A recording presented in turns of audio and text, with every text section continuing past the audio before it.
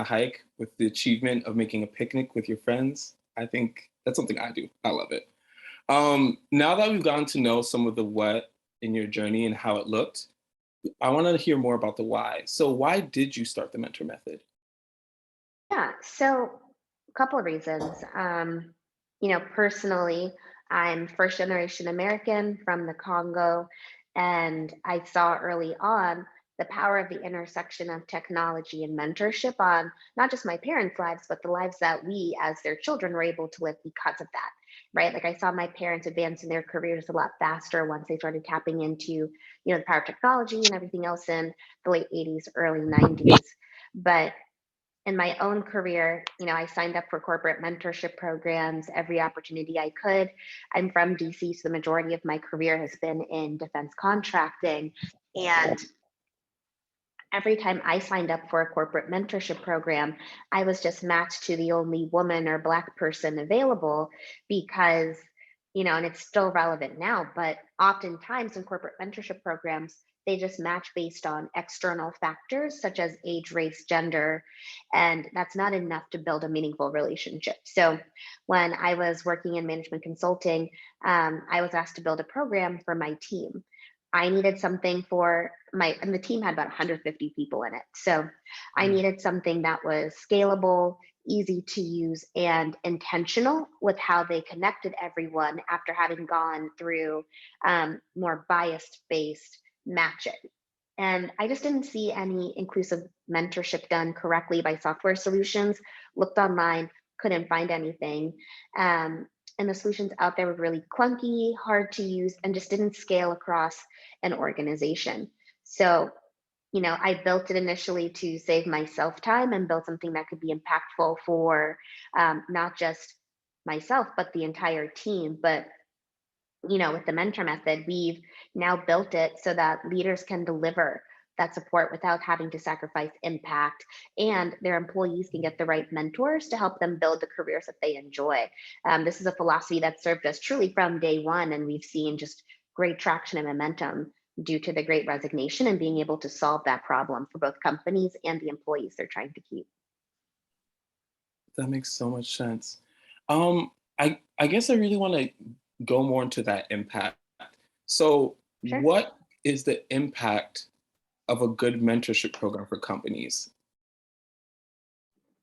Yeah, so I can break that down into two frames, right? Thinking about the employee side and the fact that mentees are promoted 5 times more often than those that don't have mentors. Mentors also benefit because they're oftentimes promoted 6 times faster. So it's actually more beneficial for people to be impactful mentors if you look at it that way. Um, Mhm. and 89% of people that have mentors believe their colleagues value their work more compared to 75% of those that do not have mentors. And when you think about the fact that we spend more time at work than we do with our families, feeling valued, feeling heard, and feeling connected become even more critical sometimes than the other soft skills that people consider. But when you look at companies, the impact of a good mentorship program, it helps you remain competitive in the market. Um, Diverse teams report a 35% increase in performance compared to their competitors. So think about that. Like if you're able to capture 35% more of an entire market, even if you're, a small to mid-sized business, that's significant margin growth. And sometimes companies don't really think of it that way. Like we're so obsessed with thinking about, customer acquisition, but they don't think about the talent retention and talent acquisition piece that ends up helping them deliver more value to their customers and the communities they support. And mentorship is just one of the best ways to keep that talent and their greatest asset. I love how you tied it back into the mental health of if we don't have enough time at home, feeling valued at work is just as important through those connections. Absolutely. I mean, especially now in this fragmented space, right? Like we are constantly, we're meeting over Zoom. This is what time is it now? It's 10:14 a.m. and this is my third Zoom meeting of the day. Like we're constantly in Zoom, but you're not getting that same interaction. And so, just making an email introduction does not take it doesn't land the same way as knowing that you're connected to somebody that actually wants to just engage with you. You're not talking about productivity. You're not talking about, your KPIs. You're really developing this meaningful relationship that's intentional in a space where building that, professional intimacy, I guess you could call it, isn't as readily available as the before times, if you will. Yeah, BC. Okay. If so, just taking a moment to think through that. If we know how powerful mentorship can be, what are the barriers that are getting in the way? And why aren't some companies adopting a more formal mentorship program in your Yeah, experience? I think it boils down to, I'll touch the first part about the barriers. So I would say it's time, budget, and resources. And another big piece of it now is that people forget that the great resignation isn't just impacting, it's impacting everybody, right? So even the HR teams, the talent retention teams, the DEI teams that are responsible for engaging with a company's talent base and focusing on retaining and developing these, future and current leaders, they're also facing their teams, getting cut in half and the great resignation and burnout from being virtual for so long. And I think people forget about that piece and still expect the same level of metrics and success that maybe they were trying to achieve beforehand. But that's why the mentor method is so effective. We're obsessed with helping companies implement these scalable programs in a fraction of the time because our software does the work of 75% of the team that's needed to implement and track successive programs like this. I think it also goes back to, well, to answer your second part of the question in terms of, why aren't we seeing more companies adopt a formal mentorship program? I honestly think it's the same thing, right? Time, budget, resources, because especially depending on the leadership structure, right? When I went through corporate mentorship programs, they were always manual because the logic was, well, we already have this employee. We know that they're working with us for a set number of hours per week. Why don't they just go through the entire process of doing it all over a 2-week period? But that's not sustainable. Oftentimes, it's not a full-time job. It's something that somebody volunteers to do. So what happens when your 2 volunteers for a company-wide program get called off to a client site or have a pressing project or deadline for their real full-time job? That then decreases their engagement, which ultimately decreases the engagement of the employees that are participating in the program because they're not getting the same touch points, there's not the same excitement around it, and nobody wins.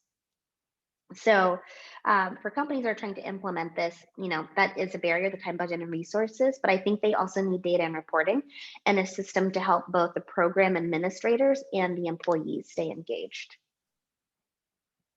Thank you so much. Oh, I just want to take a moment to sit in that. Ways we can do mentorship bad, and you can correct me if I'm reflecting this Okay. wrong. Ways we can do mentorship bad entail not giving the space and resources to mentors to be present with their employees or peers. Yeah.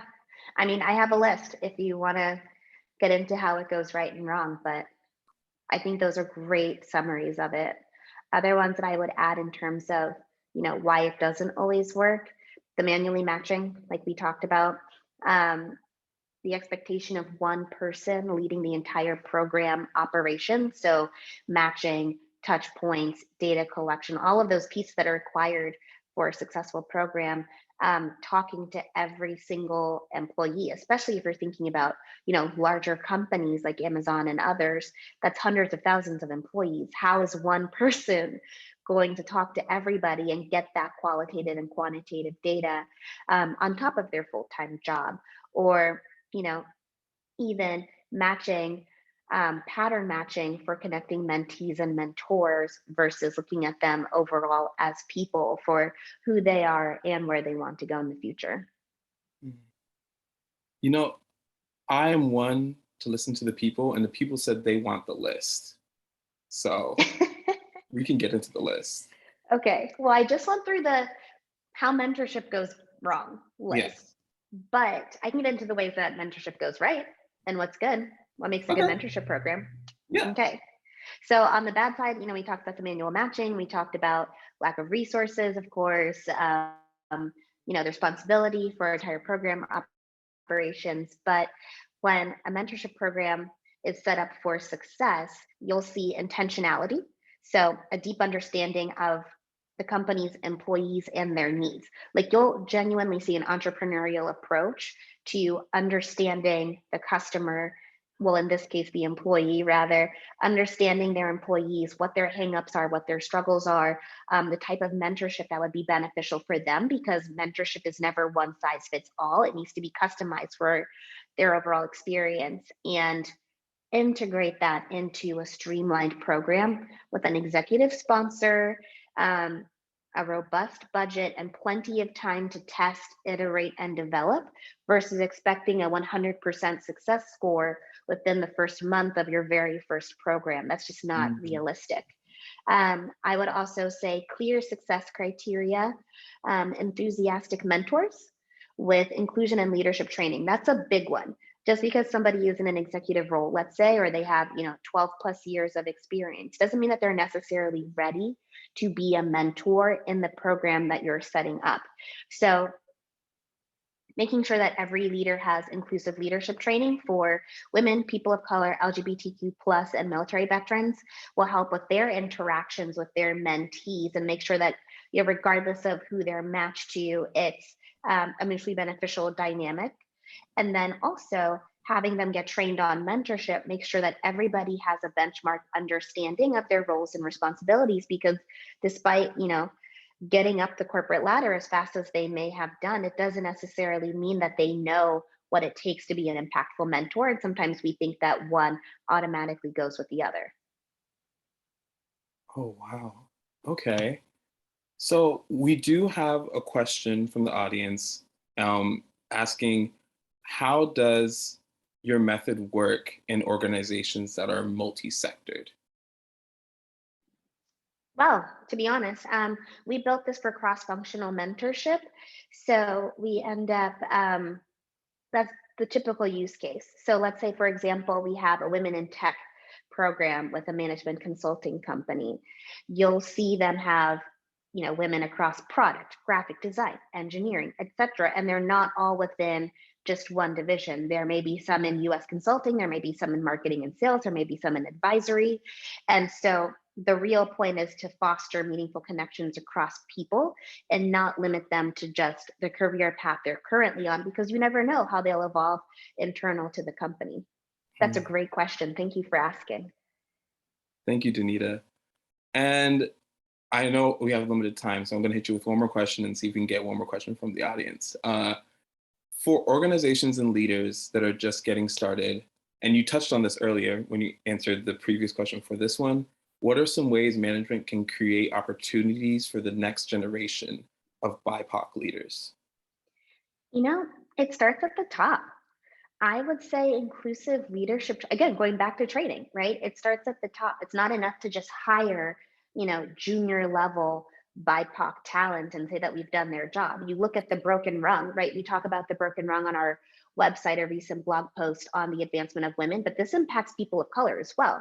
So, if you bring in, and you see this in companies a lot as you look up the ranks of leadership, right? There's a lot of diversity at the bottom, little to no diversity at the top. And there are systems within that elevation process that make it harder for underrepresented professionals to make it through those levels. So what I would say is to make sure that leaders that have made it to the top all have inclusion training, so that their thought processes and the culture that they're building, so it starts with them, trickles down, so that you can see more underrepresented people get lifted up and fix the broken rung in the corporate ladder. I would also say, obviously, mentorship, but going beyond that, having clear goals on professional, hard, and soft skills development without assuming that everybody has the same benchmark of professional development that overrepresented counterparts have. I know for me personally, coming from first generation American family, I didn't see networking as a daily practice. Like, I didn't know what networking was until we got close to graduating and there were, university career fairs and they do a workshop on it or something. But even then, that wasn't enough, right? Mhm. And I'm entering the workforce with peers that from a very early age saw, networking on the golf course or networking through nepotism or just networking overall to build those relationships.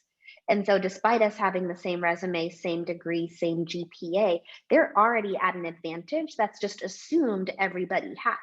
And I had to learn quickly, how to keep up with my peers and then advance them. So I would say really simplifying the early stage professional development process so that you're leveling the playing field for everybody to understand what the game is, what the steps are, and who to connect with makes sure that the next generation of underrepresented leaders are really in the room and they're equipped and prepared.